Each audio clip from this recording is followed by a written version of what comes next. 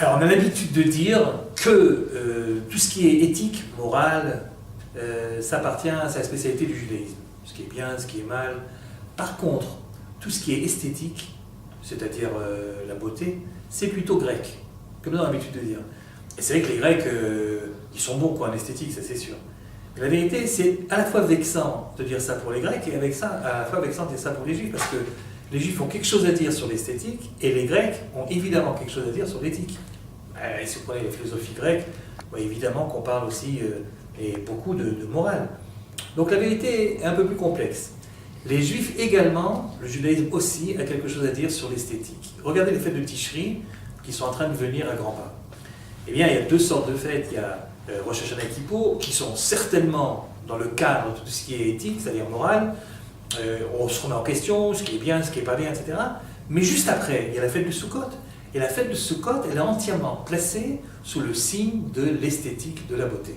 C'est-à-dire le hétrog qui représente l'essentiel de ce qu'on doit prendre tous les jours pour servir Dieu et pour remercier de ce qui nous arrive. Eh bien, le hétrog est appelé dans la Torah, comme vous le savez certainement, Pri Etz Hadar.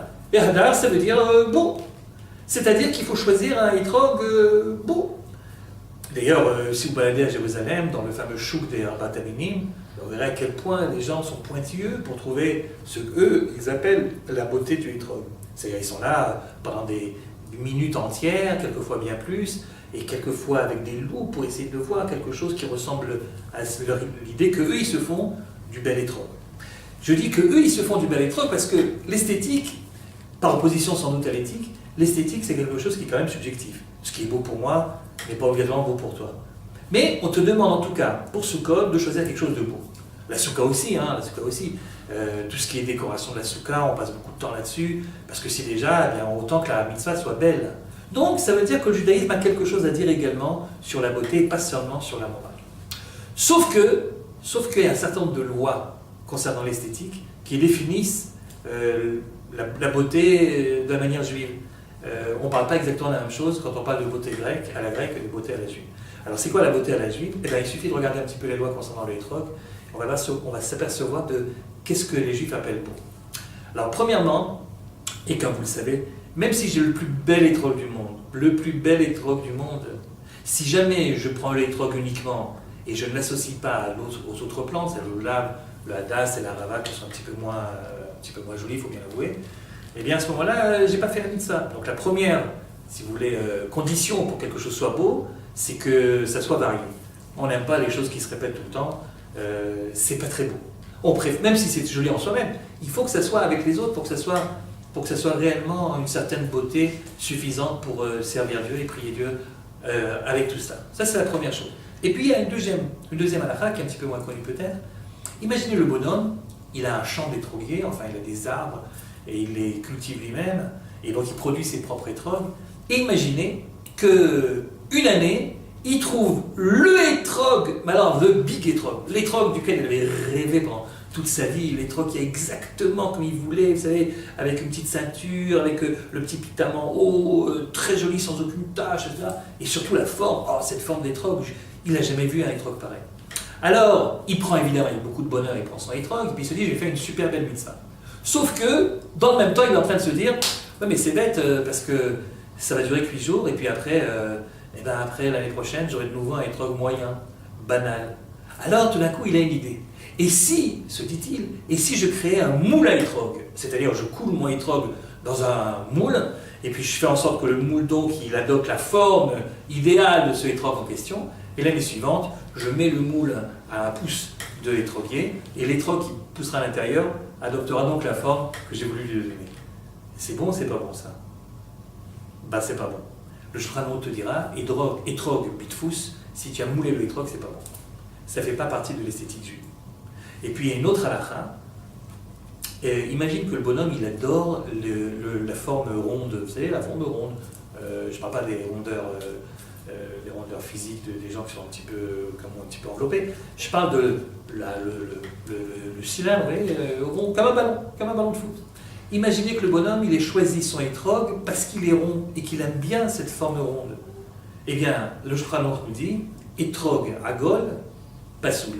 Tu n'as pas le droit de prendre un hétrog rond. Et pourquoi?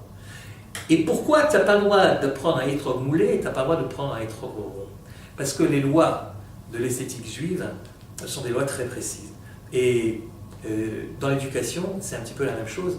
Souvent, vous avez des profs qui veulent absolument que leurs gosses ils sortent exactement d'après le moule qu'ils sont eux-mêmes fixés. Ils ont réfléchi quel est le gosse idéal, quel est l'élève idéal, et puis ils essaient de le faire sortir dans ce moule-là. Eh bien, ça ne sera pas bon. C'est comme un étrog qui a été moulé, c'est pas bon. Et puis un étrog rond, c'est un petit peu comme les gens, vous savez, il y a des gens un petit peu ronds comme ça. C'est-à-dire qu'un étrog rond, si vous posez sur la table, n'importe où vous placez de autour, vous verrez toujours la même chose. C'est pas varié. C'est la même image qui te renvoie de lui-même. Et pour que quelque chose soit réellement intéressant, il faut être capable de présenter plusieurs facettes de soi-même. Et il y a des gens qui sont tellement prévisibles, quand ils ouvrent la bouche, tu sais déjà de quoi ils vont parler. Alors, étrog, agol, pasoul, parce qu'il faut savoir développer pour que ça soit beau, la variété. Et la variété dans ce que je pense, dans ce que je peux dire, dans la réflexion personnelle, et puis également le fait qu'on ne sort pas tous après le même moule. Vous voyez? Donc je résume, 3 conditions pour que ça soit beau d'après le judaïsme. 1, de ne pas être tout seul, mais de s'associer avec d'autres. 2, que même si je suis seul, surtout faire attention qu'on ne force pas les gens à dire, à penser tous la même chose, pas de moule, pas de moulage chez nous. Et puis 3e chose, ne soyez pas ronds.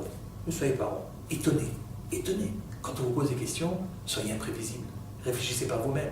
Et c'est ça qui est la véritable beauté du judaïsme. Bon, si déjà on est là puis on discute, comme vous le savez, ça fait maintenant plus de 20 ans, tranche de vie déjà plus de 20 ans quand même, 23e promo qu'on va ouvrir maintenant, que j'ai le plaisir et la chance de diriger Chemdat Adarom, cette institution de jeunes filles francophones après le bac, et qui viennent donc pendant un an, comme vous le savez, pour à la fois étudier la Torah, bien sûr, mais en même temps se préparer à la vie israélienne, au cas où elles désiraient rester après la première année, c'est-à-dire apprendre l'ivrit de manière intensive avec un vrai ulpan, hein, pas quelques heures par semaine, un vrai ulpan du ministère de l'Éducation nationale, 550 heures dans l'année, préparation efficace au psychométrique, et puis surtout, grande connaissance du pays et de soi-même, enfin, une année pratiquement indispensable, je pense, dans le monde dans lequel on vit aujourd'hui. Eh bien, la même chose, quand tu crées ce genre d'établissement et puis tu le diriges ensuite, tu dois te poser la question, quel genre d'enseignement tu veux transmettre? Ben, je crois que ce qu'on vient de dire à propos du ITROG, c'est exactement les principes de base qui doivent être celles d'une institution pédagogique, quelle qu'elle soit, et en particulier quand il s'agit de jeunes filles de cet âge-là, c'est-à-dire de 18 à 20, 22 ans. Il s'agit donc non pas de les faire sortir toutes d'après le même moule que tu t'aurais fixé à l'avance, mais au contraire d'essayer de trouver à l'intérieur de chacune d'elles quelle est sa véritable identité, ce qu'elle pense, les meilleurs côtés qu'elle a en elle. Et toi, ce que tu dois faire, c'est uniquement lui donner la possibilité qu'elle puisse les exprimer, d'abord en être consciente, ensuite pouvoir les exprimer, les sortir, et puis donner le meilleur d'elle-même. C'est un petit peu ça l'éducation. Pas venir avec quelque chose de fixé à l'avance, et trog, tfous, pasoul. Quand tu fixes quelque chose à l'avance, c'est jamais très beau. Pour que ce soit réellement beau, il faut laisser les gens s'exprimer, juste les diriger, leur montrer, leur expliquer, les orienter, mais que ça vienne réellement d'elles-mêmes. Si vous êtes intéressé, vous savez où me trouver. Et les clics, Chemdat Adarom, c'est pas un problème, c'est sur Internet.